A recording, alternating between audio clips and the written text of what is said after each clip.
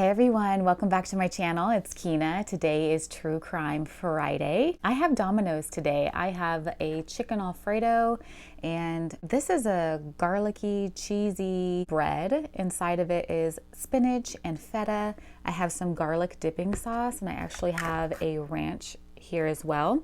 If you guys love true crime, if you love food, give this video a thumbs up. Consider subscribing if you haven't already. Let's get started. So today we're going to be talking about Jordan Brown. He was the 11-year-old boy who was charged for the murder of his father's fiance back in 2009. But first, I'm going to get a couple of bites in and then we'll get into that. I am so hungry. This is my first meal of the day. I haven't had chicken Alfredo in so long, and I've never had Domino's chicken Alfredo, so let's see.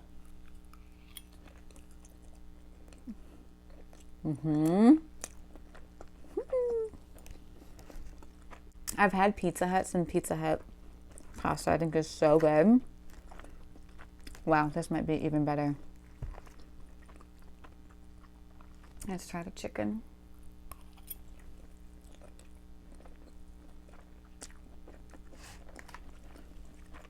Yum. Look at the amount though. Like they barely filled it up halfway. Like I was pretty disappointed about that. But that's okay. I do have a lot of bread here. So I've got ranch. I'm always worried that it's gonna like pop and explode on me. Garlic butter sauce is a must. Yeah, and I've never had this either. This cheesy feta and spinach bread. Not much of a cheese pool, that's okay. It's been a few minutes. There we go. Wow, this looks really good. We'll do one garlic butter bite and one ranch bite.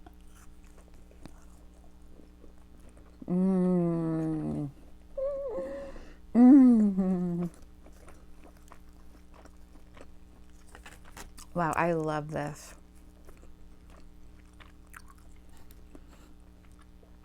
It's so soft and ooey gooey inside.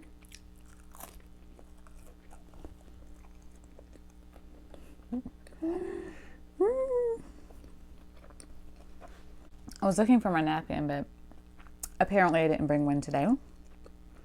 Yum. I'm gonna get one more bite and then we'll get into our story. How's everyone doing today? I hope you guys are having an awesome Friday.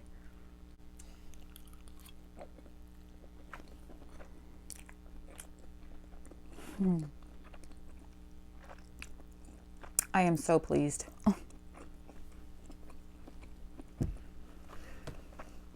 So this case took place in Pennsylvania back in 2009, and I couldn't really find much about what Jordan's upbringing was like, but his father said that he was well-adjusted and just a normal, happy kid.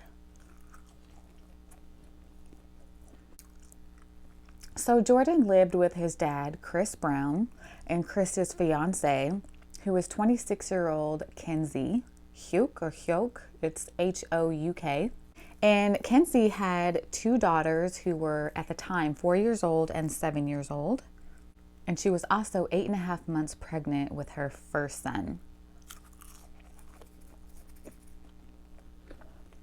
Jordan's dad said that there were no signs of him lashing out or being upset or emotionally distraught about this new pregnancy and about Kenzie's two other daughters. But investigators believe that this could have been done out of jealousy with a new baby coming along. So in the house, you have Jordan, his dad, Kenzie, his soon-to-be stepmom, who's pregnant, and her two daughters. Jordan's dad would take him hunting pretty regularly on the weekends. They lived out in the country, so it's really common for country people to not only take their kids hunting, but to also purchase them their own guns. So him being 11, it just isn't uncommon. For Christmas one year, his dad bought him a 20 gauge shotgun. It was a youth-sized. Chris had his own guns. I don't know if Kenzie had her own guns or not, but there were several guns in the home, and Jordan had his own shotgun.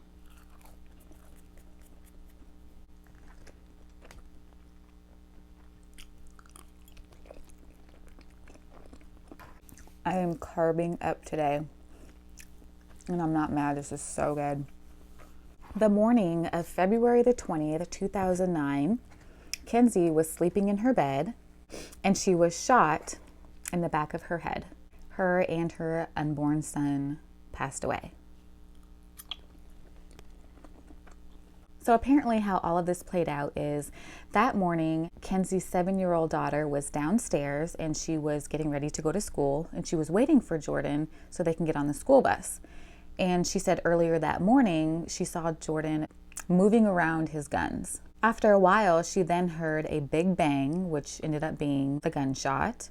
But then she got on the school bus and just went to school.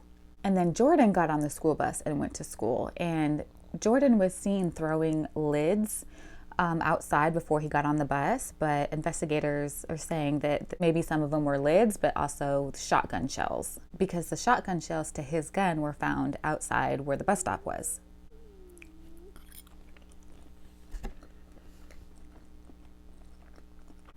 And the first thing I'm thinking is, for a healthy-minded 11-year-old boy to point blank shoot another person in the back of the head, I mean, think about how much blood that must have been.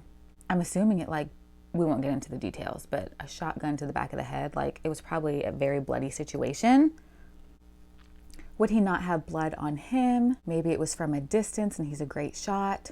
I don't know, I didn't get those details. But for him to just get on the school bus and go to school and nothing happened. Nobody at school said he was acting strangely. He wasn't behaving differently. He wasn't, there were no signs. He was just regular. Jordan says that he was innocent. He's like, I didn't kill her. But investigators are saying, shotguns are 3 feet long.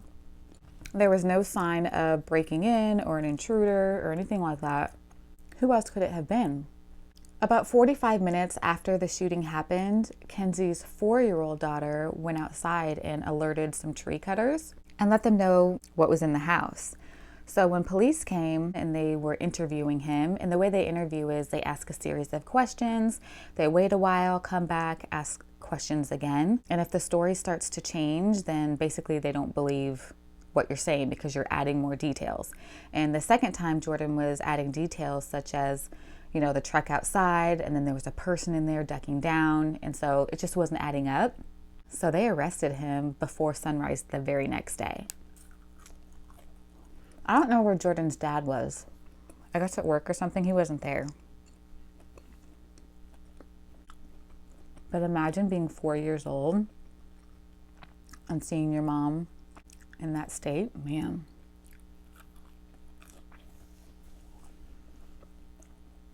Jordan's down at the station. He's crying. He's upset.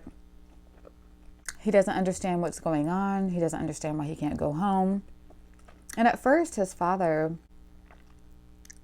was wondering, how is this possible? How could he do this?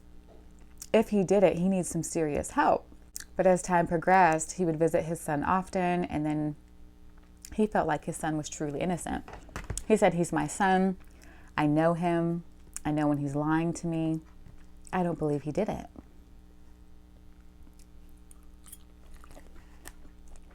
I'm going to show you guys Jordan's mugshot.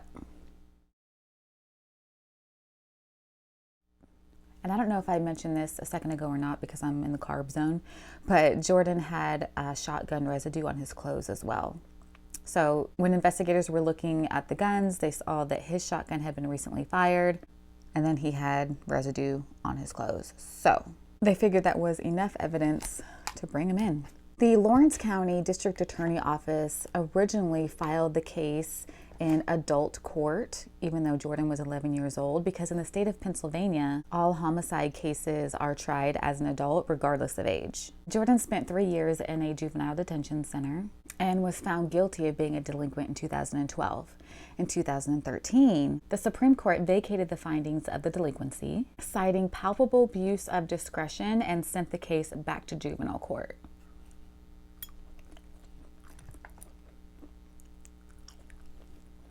This legitimately is almost good as Olive Garden.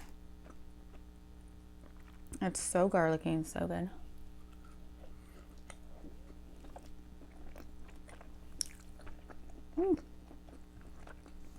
Jordan could have been faced with a life sentence without any possible parole if he would have been convicted as an adult.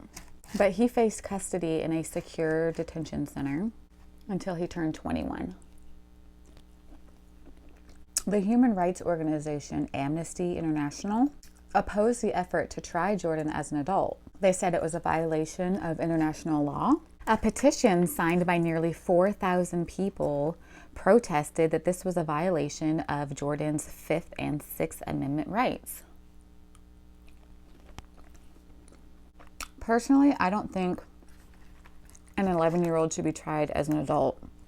I mean, if you have an 11-year-old child or an 11-year-old niece or nephew, or you've just ever been around an 11-year-old, their thought process, no, they should not be tried as an adult. They're so young. That's crazy. June of 2016, Jordan was released from custody. It was 2 months before his 19th birthday. Judge Hodge had put him on probation and sent him to go live with his uncle in Ohio. So he was to remain there until he turned 21. There are so many appeals and different things like going back and forth. It was just so crazy. But in July of 2018, the Supreme Court overturned his conviction. They said there wasn't sufficient evidence in the youth shotgun actually being the murder weapon. Investigators were debating that because they're just like, it's apparent that the gun was recently fired and he had shotgun residue on his clothes. Like, that should be enough evidence. But in Jordan's interviews, he's saying he's innocent. He has no recollection of any of that going on. I don't know what he says he was actually doing during the time his mom got shot, if he was downstairs or doing something and then just got on the school bus like nothing. He did say that he has PTSD. Double jeopardy has been attached now, so Jordan cannot be retried. There's just so much controversy in that case of his shotgun being the murder weapon or not.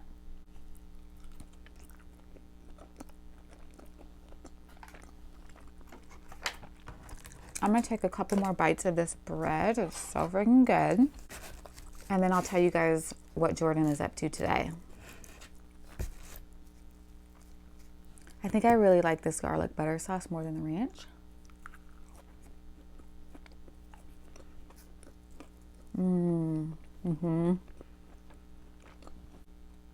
I'm just a garlic lover in general.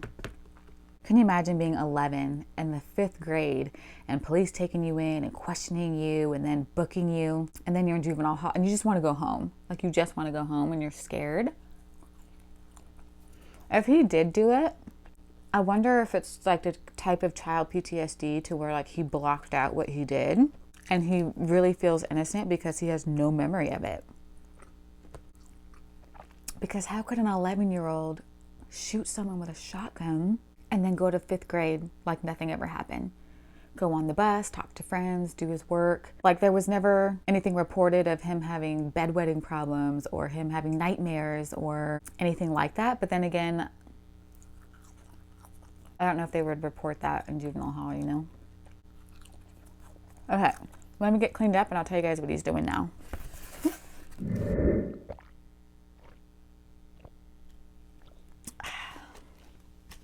So in all the interviews that Jordan has done, he has stated that he has PTSD from everything that's gone on.